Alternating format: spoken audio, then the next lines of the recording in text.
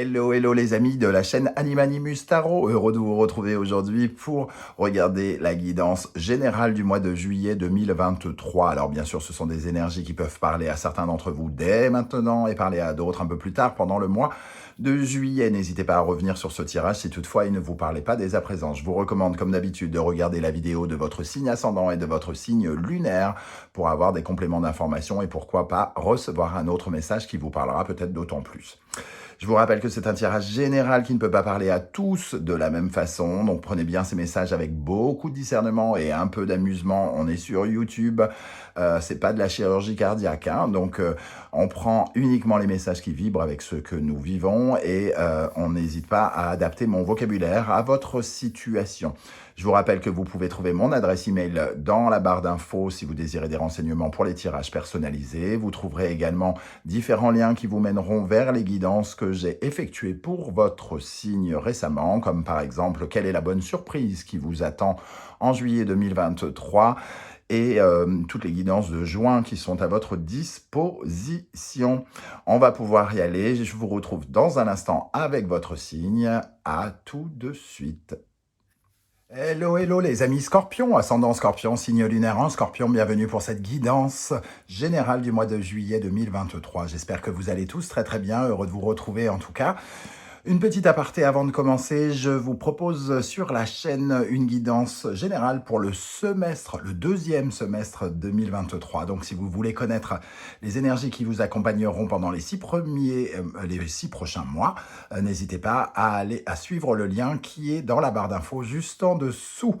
Voilà, on va pouvoir regarder l'énergie principale qui vous accompagnera en juillet. N'oubliez pas de liker, de partager, de vous abonner.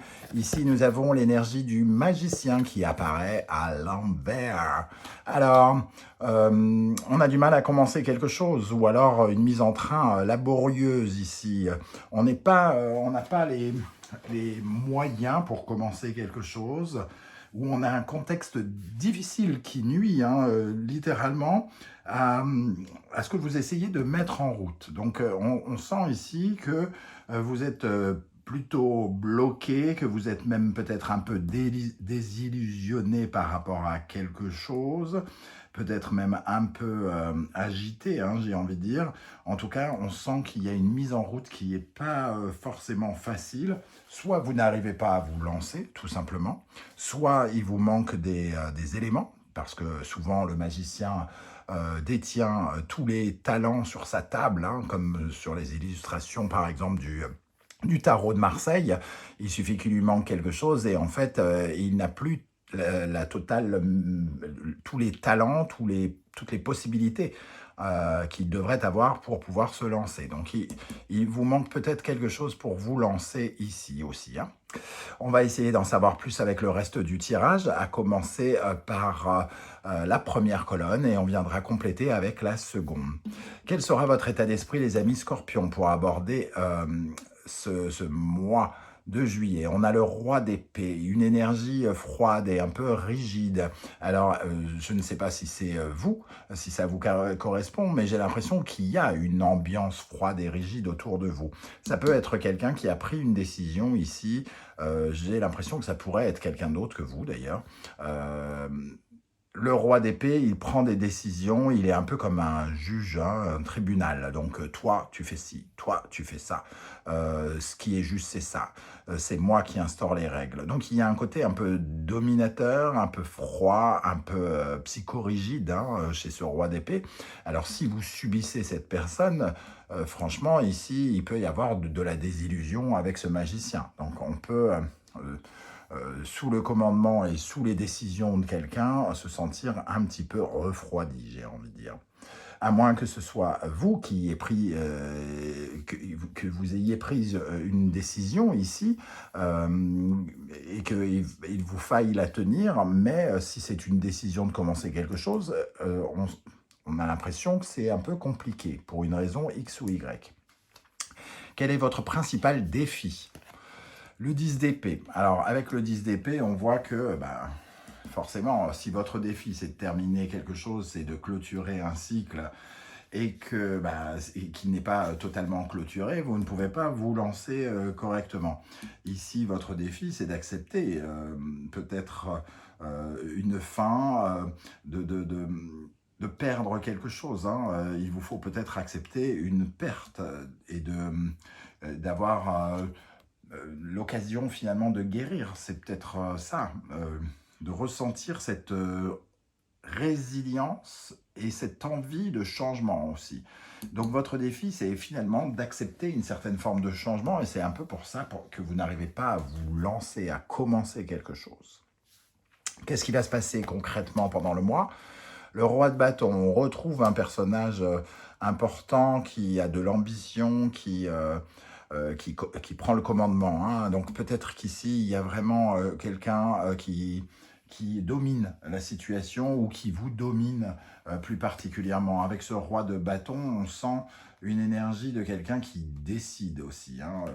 Alors, le roi d'épée est plutôt froid, lui, il est plutôt entreprenant, dirigeant né, et il peut représenter un patron, notamment. Donc ici, il peut se passer des choses par rapport à des ordres ou de la tyrannie ou un sentiment d'être peut-être dominé par quelqu'un, voire esclave peut-être. Il peut y avoir beaucoup un côté désordre ou des plus loin ordre qui donne du désordre, mais désordre. Voilà. On va regarder qu'est-ce qui peut vous aider, les amis scorpions. Le 10 de bâton, bon, on voit qu'ici, votre défi, c'est d'avoir une certaine forme de résilience et d'accepter le changement. Et le 10 de bâton, bien, il vous dit, c'est peut-être le moment de vous délester de certaines choses et de partir vers de nouvelles choses. Donc, on est dans la même ambiance, c'est-à-dire, c'est peut-être vous qui ne voulez pas démarrer, qui ne voulez pas partir et qui ne voulez pas commencer autre chose. Vous ne vous sentez pas les moyens ici de commencer. Alors, soit des moyens financiers, soit des moyens, des compétences particulières. Vous ressentez peut-être encore une attirance sentimentale pour quelqu'un et une dépendance, et ce qui fait que vous n'arrivez pas à vous séparer de cette personne. Voilà, en tout cas, ça nous parle comme ça. Qu'est-ce qui peut être un frein pour vous? La reine de bâton. Alors, le frein ici, on voit sur l'image le diapason. Et ça me fait penser que si vous n'êtes pas au diapason avec ce que vous voulez, parce que ici, la reine de bâton représente finalement nos désirs, ce que l'on a envie de faire, nos projets. Ici, peut-être que vous avez peur tout simplement de prendre un risque et que vous manquez un peu de confiance en vous pour vous lancer. Vous avez peut-être... je ne sais pas, le sentiment de ne plus avoir de passion, de ne plus avoir de désir, de ne pas savoir exactement ce que vous voulez. Et donc, forcément, faire le deuil de quelque chose sans savoir exactement où on va, ça vous semble peut-être un peu compliqué.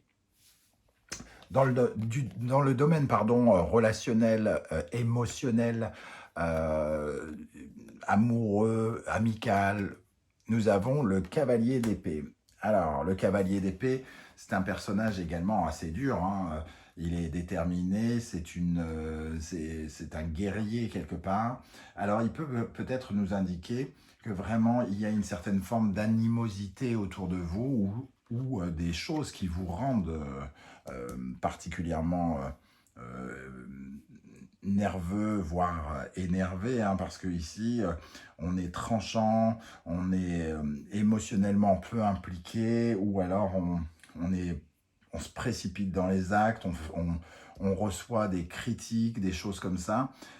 Il y a un côté guerrier ici. Alors si on a en face de soi le chevalier d'épée, on a un ennemi entre guillemets redoutable ou une situation qui vraiment qui peut être très énervante. Et si c'est vous, le chevalier d'épée, il ne faut pas vous titiller beaucoup. Et ici, avec la présence de deux rois, on a l'impression que il y a quand même une petite zone de conflit, j'ai l'impression. Dans le domaine du travail, qui fera l'objet d'une guidance bien spécifique et beaucoup plus détaillée, puisqu'ici on est dans le général, un peu plus tard pendant le mois, vous avez l'énergie du grand prêtre. Alors le grand prêtre, c'est celui qui établit les règles aussi, hein, celui qui est censé nous protéger. Mais j'ai l'impression ici, moi, avec la présence de ces deux personnages très très très puissants, très forts, et le grand prêtre, c'est quelqu'un qui se conduit avec tyrannie, hein. Vraiment, là, pour le coup, ça se confirme un petit peu. Quelqu'un qui a instauré peut-être de nouvelles règles, qui vous demande de suivre ses valeurs, et on se sent peut-être absolument pas protégé, pas aidé dans le domaine du travail ici. Ok. Dans votre intimité, votre développement personnel, spirituel et psychologique, nous avons le 7 d'épée. On se sent trahi, on se sent blessé, on se sent désillusionné, hein. On a pris un coup sur la gamelle, j'ai l'impression, avec ce 7 d'épée. En tout cas, on se sent pas bien. On ressent une certaine forme de lâcheté, une certaine forme d'ennemi, hein, surtout avec ce cavalier d'épée ici qui rebondissent. Vraiment, on se sent soit attaqué de toutes parts, ou soit menacé, ou je ne sais quoi, quelque chose comme ça. Donc ça ne vous met pas dans des bonnes prédispositions intérieures pour commencer quelque chose, semble-t-il. Mais, quelque part, vous savez peut-être au fond de vous qu'il y a quelque chose qui doit se terminer, hein, que vous n'allez pas pouvoir résister très longtemps, que vous allez forcément devoir partir à un certain moment vers ce nouveau départ. Quel sera votre état d'esprit à la fin du mois de juillet? Le 2 de coupe, on essaye de réharmoniser les contraires ici. Le 2 de coupe, ça nous parle du relationnel, hein. Ici, il y a comme un duo-duel, hein, quelque part. Et il y a peut-être deux émotions, une envie, une pas envie, j'aime, j'aime pas, je ressens le besoin de, je ressens pas le besoin. Une contradiction émotionnelle qui fait que vous ne savez pas véritablement quoi faire, j'ai l'impression. Ok.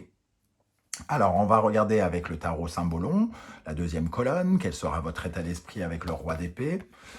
Alors, les blocages, hein, ici, Capricorne, Saturne, les blocages et sans doute professionnels, on le voit ici avec toutes ces énergies, peut-être un sentiment de ne pas être très à l'aise, hein. On n'est pas aidé. Voilà, la Vierge ici, on n'est pas aidé, on n'est pas conseillé, on crée, il y a quelqu'un qui crée de la peur ici, le roi d'épée, il fait peur. Vous ressentez cette peur, ou c'est vous qui avez peur, ou vous vous comportez comme quelqu'un qui a été blessé et vous devenez dur aussi, hein. Ça peut être vous aussi, hein, qui sortez le dard, hein, entre guillemets, pour vous défendre. Votre défi, avec ce 10 d'épée, nous avons le pape, hein, qu'on retrouve ici. Mais ici, on a l'énergie plutôt feu du Sagittaire et de Jupiter qui...